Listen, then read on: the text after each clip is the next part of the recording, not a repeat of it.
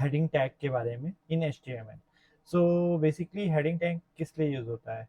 सो अगर आप देख पा रहे हो तो हमारे पास कितने हेडिंग टैग हो सकते हैं? बेसिकली हमारे पास H1,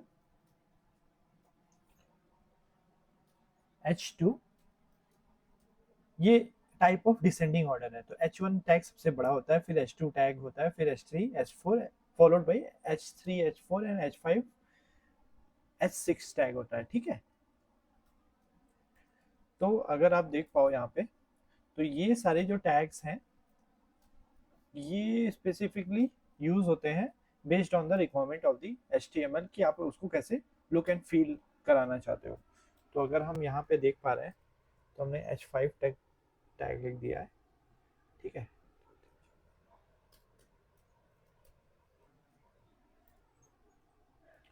तो यहाँ पे हम लोग लिखेंगे हेडिंग 1। सिमिलरली यहाँ पे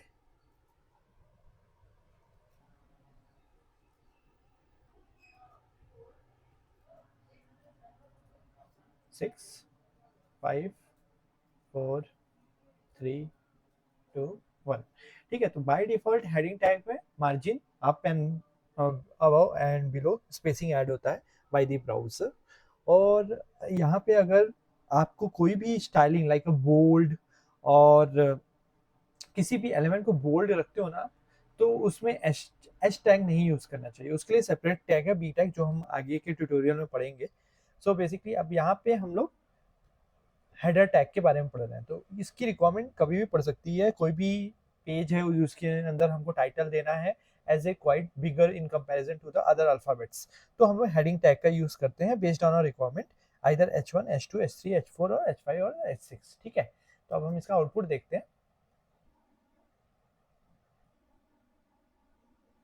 तो आप देख पा रहे हो ये सारे टैग्स, H1 टैग सबसे पहले था, H2 टैग था, H3, H4, फिर H5 और फिर H6 सबसे छोटा।